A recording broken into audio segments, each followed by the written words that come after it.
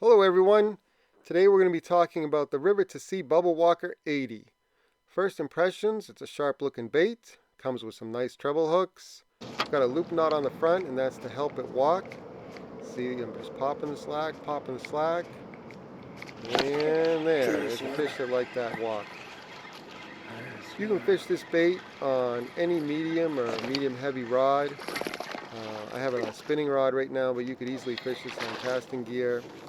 It's a 1/2 ounce and 3 inches, casts very well. It's got some beads in there to aid in the casting and also make some noise.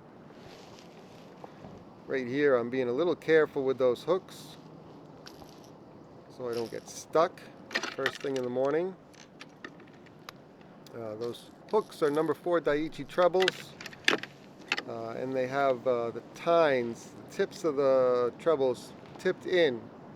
A lot of crankbaits have that kind of style where they have like a triple grip style hook, and that's really designed to keep those fish pinned.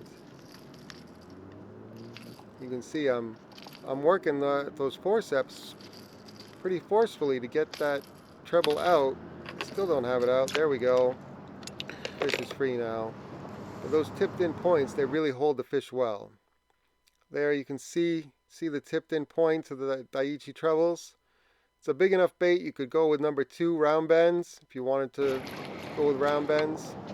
The advantage of round bends, you're going to see in just a second, is they get the fish that swipe at the bait a little bit better than those tipped in points.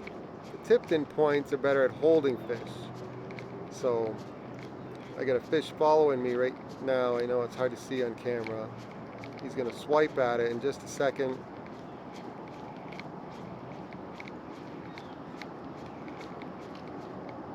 And he missed it.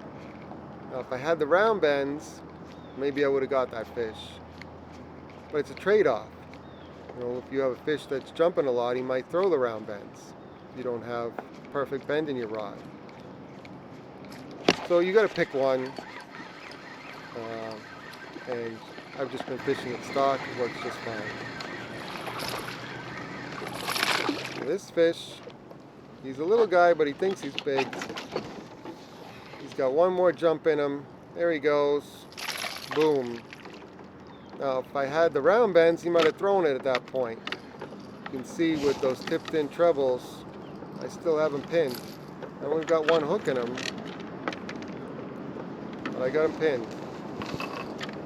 I'm going to work those forceps. I mean, he has it pretty solidly in there. Tugging away. There he goes. Little guy.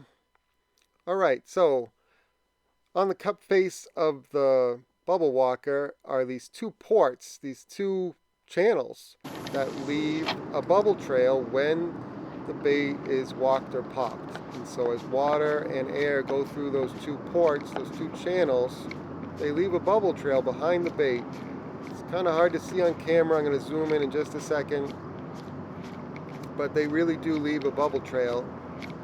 Now most of the time, if I can get away with it, I'll walk a popper. I can cover a little bit more water. I think I get bigger bites.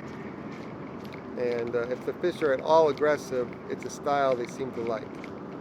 If it's bright skies, flat calm, and the fish are really sluggish, they're really in a funk, and they won't chase a walking bait at all, then you can pop it, work it slow, lots of pauses.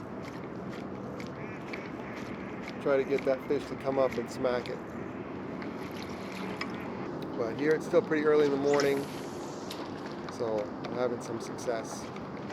One of the ways I like to fish this bait is to fish shade lines. Most fish get up in those shade lines to ambush bait. Maybe it's shad, maybe it's herring, maybe it's bluegill. I think this abalone shad color kind of looks a little like all those colors, those bait fish colors.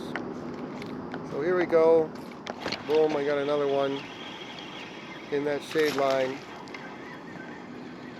Just walking it slow. I'm going to bring him over to the other side just because my tools are on that side.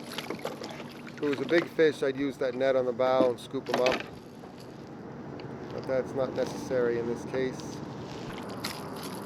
Thanks for watching, everyone. If you like this content, please hit the like button. Subscribe to the channel so you don't miss the next video. And I'll catch you on the next one. See ya.